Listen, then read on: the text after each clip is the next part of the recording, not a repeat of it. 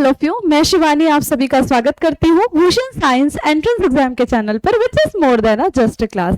तो बच्चे थंबनेल देखकर आप समझ ही गए होंगे, आज हम डिस्कस करने वाले हैं कि फर्स्ट अटेम्प्ट में ही हम अपना एंट्रेंस एग्जाम कैसे क्लियर करें, right. This is our going to be a topic which is never a new thing, right. बहुत सारे स्टूडेंट्स ऐसे होंगे which they are trying for another chance, but या आप 11th-12th अपना क्लियर कर रहे हैं, और क्लियर करते ही अगर आपको एम्स आपका सपना है और किसी भी एंट्रेंस एग्जाम में क्लियर करने का अगर आपको सपना है, वो एंट्रेंस एग्जाम कोई भी एंट्रेंस एग्जाम हो सकता है, ठीक है। But our focus is also the BSc and nursing entrance exam, तो वो हम एक अटेम्प्ट में कैसे क्लियर करते हैं उसके बारे में आज हम डिटेल से जानने वाले हैं। बच्चे, किसी भी एग्जाम को क्लियर करने के लिए कोई नई चीज नहीं लगती है, जो हम पहले से कर रहे हैं वो ही पढ़ाई होती है। एनसीईआरटी हम 11th-12th क्लियर करके आए हैं, उसी से ही एग्जाम आता है। तो फिर ऐसी कौन सी नई स्ट्रेटेजी होती है कि कुछ बच्चे उसे एक बार में ही सिलेक्शन हो जाता है और कुछ बच्चों को एक और चांस देना पड़ता है, right. Let's be understand about it, ठीक है। सबसे पहले हम जानते हैं बच्चे, जो कुछ बच्चे होते हैं जिनको पहले से ही पता है कि उन्हें एंट्रेंस की तैयारी करनी है, वो 11th-12th से ही एनसीईआरटी को उस बेसिस पे पढ़ना स्टार्ट कर देते हैं। Like we are study for just getting a great score in our exam 11th and 12th, but वो स्टूडेंट्स क्या करते हैं, वो करते हैं भाई पहले से ही preparation according to the entrance, और वो एक एक पॉइंट को सर्कल आउट करके पढ़ना शुरू कर देते हैं। बट चलो हमने नहीं किया, क्या हम तब क्लियर नहीं कर सकते? No, then also we get that clear. For that what you have to do, सबसे पहले बच्चे आपको क्या करना है, आपके जितने भी नोट्स होंगे, आपके एग्जाम के नोट्स होंगे, आपका बुक होगा, ठीक है, बुक होगा, या फिर आपने कहीं से भी तो पढ़ाई की होगी, ठीक है, तो कहीं से अगर खुद से स्टडी की है तो उसके नोट्स पढ़ लीजिए, और आपका जो सब्जेक्ट कंटेंट था उसे सारा, आपका जो बुक होता है बच्चे, जो आपने एग्जाम के लिए पढ़ा होगा ना, आपके 11th-12th के लिए, आपकी 11th और 12th के लिए जो आपने पढ़ाई की थी उसका नोट्स आपके पास रखा हुआ होगा, बस वही आपको पढ़ना है एक बार, ठीक है। उससे क्या हो जाएगा बच्चे, जब आप पढ़ोगे तो एटलीस्ट आप उस टॉपिक से रिलेटेबल होगे, जैसे कि आप उसे रिलेट करोगे। जैसे आपने सेल साइकिल पढ़ लिया या सेल डिवीजन पढ़ा, तो आपको ये तो पता चल जाएगा ना बच्चे इससे कि सेल साइकिल और सेल डिवीजन होता क्या है।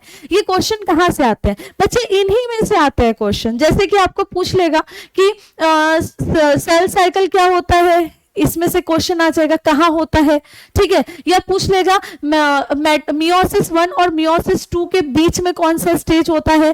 तो ये जो क्वेश्चन है हमारे ऐसे ही थ्योरी से ही ये क्वेश्चन निकल कर आते हैं, बट उनका जो की पॉइंट होता है ना, वो ये क्वेश्चन में हमारे रख लेते हैं, ठीक है। तो आपको पता होगा, अगर आपने एक बार थरली सारी चीजें पढ़ी हुई हैं तो आपको बहुत अच्छे से वो चीज क्लियर होगी। अब क्या होता है बच्चे, जब आपने एक बार उसे पढ़ लिया, पढ़ते पढ़ते हमको चीजें समझ आ रही होती है। जैसे कि आपको पूछ लिया जाएगा कि कितने हमारी बॉडी में कितने ब्लड होते हैं, कितने लीटर, ठीक है, हम कितने बार ब्रीथ करते हैं। अगर हम फिजिक्स में जाए तो हमसे फॉर्मूलाज हो गए, केमिस्ट्री में जाए तो केमिस्ट्री में हमको डायरेक्ट रिएक्शंस आ जाएंगे। तो ये सारी पॉइंट हमको पहले से ही पता होती है जिससे क्वेश्चन आने वाला है, राइट। तो आप उसको लाइन अप करते जाइए, ठीक है। एक दिन लगेगा सारी लाइन कर लीजिए, ज्यादा से ज्यादा 2-3 दिन लगेगा अगर सारे सब्जेक्ट का कर रहे हो। लाइन किया, एक उसका प्रॉपर से नोट्स बना लो। नोट्स बनाने में कितना दिन लगेगा, अगर 3 दिन आपको सिलेक्शन करने लगा, दिन रात भी लिखोगे तो 4 दिन में आपका नोट्स बनकर रेडी हो जाएगा बच्चों, ठीक है। आपका नोट्स हो गया रेडी। अब कुछ नहीं करना है, अगर आपने शॉर्ट नोट्स उसी के पॉइंट आउट करके रख लिए हैं, आप बस शुरू हो जाइए, उन्हीं क्वेश्चंस को, उन्हीं आपके शॉर्ट नोट्स को बस रिविजन करिए।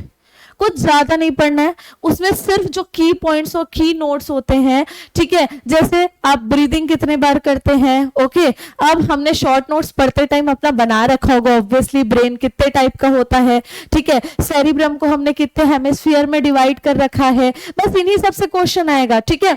जब हम मॉर्फोलॉजी अंडरस्टैंड कर रहे होते हैं तो उनसे रिलेटेड क्वेश्चन आएगा। रिप्रोडक्शन से क्वेश्चन आएगा कि फ्लावर के रिप्रोडक्शन में कौन कौन सा प्रोसेस होता है, ठीक है। गैमेटोजेनेसिस से क्वेश्चन पूछ लिया जाएगा कि गैमेटोजेनेसिस में स्पर्मेटिड फॉर्मेशन कब होता है, ठीक। ये पूछ लिया जाएगा कि कौन सी अवस्था में या हम कब सेकेंड टाइम प्रॉपरली मियोसिस करते हैं, oogenesis प्रोसेस में।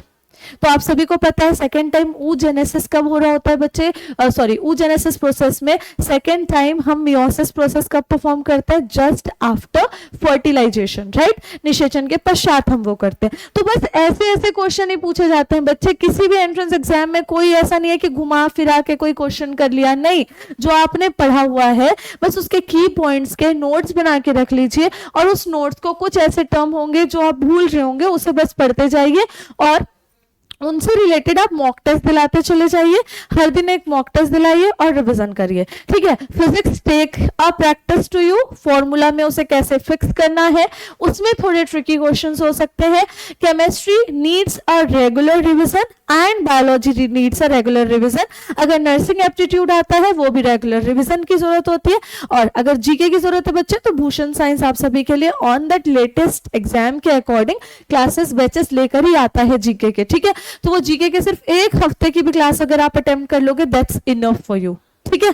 बस ये सब करके चले जाइए एग्जाम दिलाने, और दैट्स माय गारंटी, अगर आपने ऐसा किया हुआ है, और ये भूषण साइंस की गारंटी है बच्चों, for sure you are getting your selection. कोई भी आपका सिलेक्शन एक अटेम्प्ट में नहीं रोक पाएगा, कुछ नया नहीं करते हैं वो, ठीक है। जिनको सिलेक्शन होता है उनको थ्योरी नॉलेज के बिना आप सिर्फ पीवाईक्यू सॉल्व करते रहेंगे ना बच्चे, नहीं होगा, ठीक है।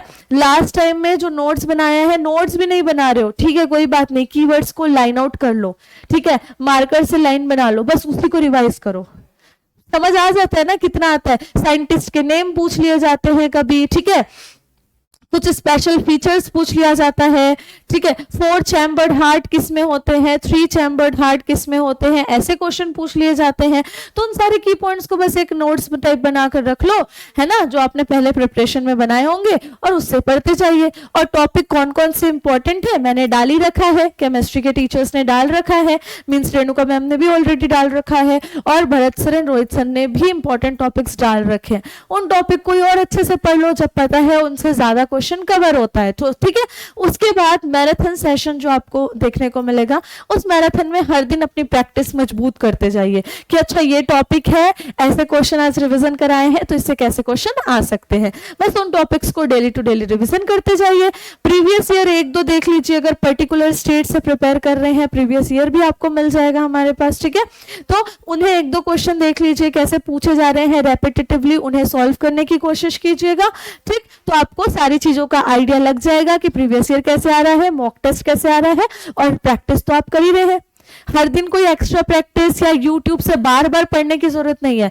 मैं बोलूंगी जितने अलग अलग चैनल में जाओगे उतना कंफ्यूज होगे। Just follow the one path, just see the video, then after just solve the previous year और मैराथन इन योर लाइफ। सारी चीज का ना टाइम डिवाइड कर लीजिए कि जैसे अगर 24 आवर्स है आपके पास, ठीक है, 24 आवर्स में क्या होगा बच्चे, obviously you will take a, चलो 6 आवर्स स्लीप्स, 6 आवर आपने स्लिप किया, ठीक है।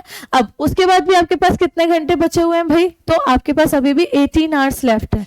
इस 18 आवर्स में भी चलो for enjoyment entertainment you will give your 3 hours या फिर 4 आवर्स फॉर दैट, ठीक है। लेट्स से अब टेक दे दिया हमने 4 आवर्स, फिर भी कितने बचे हैं हमारे, 14 आवर्स लेफ्ट है। अब 14 आवर्स मतलब पूरे आपके पास 10 घंटे हैं बच्चों, ठीक है। अब 10 घंटे में भी अगर आप रिवीजन के लिए आराम से अगर 2-2 घंटा भी निकाल लेते हैं, कितने घंटे हो गए, 6 घंटे। तो 14 - 6 क्या, कितने हो गए, 8 आवर्स, ठीक। 8 आवर्स में भी इतना भी नहीं पढ़ोगे तो चलो 6 आवर्स आपके पास बचे। 6 आवर्स में आपने क्या किया बच्चे, चलो इसमें कर लिया 3 आवर्स ले लेते हैं मॉक टेस्ट, ठीक है। उसके बाद आप कर लो 2 आवर मैराथन, ठीक। और इस बीच मैंने बहुत रेयरली आपको बोला है फ्रेंड्स के साथ टाइम स्पेंड एंड एवरीथिंग, हो गया बस। कितना पढ़ना है, इससे ज्यादा कुछ नहीं पढ़ना है एंट्रेंस में, और अच्छे नंबरों से, और जहां आपको चाहिए वहां पर पूरा होगा। बस बी पॉजिटिव, नेगेटिव नहीं होना है कि ओ मेरे को डर लग रहा है, ये नहीं, हो जाएगा, मैं पढ़ाई कर रही हूँ, श्योर वो मेरा सिलेक्शन हो जाएगा, ठीक है। ये थॉट बस रखना और हर दिन इसी सोच के साथ पढ़ते जाना। एग्जाम में रिलैक्स रहकर एग्जाम बनाना कि मैंने इतनी अच्छी पढ़ाई की है तो मेरा एग्जाम जरूर अच्छा होगा, and that's my guarantee you are really getting a selection in just first attempt. So hopefully this video you like the most. If you really like, don't forget to like, share and subscribe to our channel which is Bhushan Science Nursing Entrance. Thank you all of you.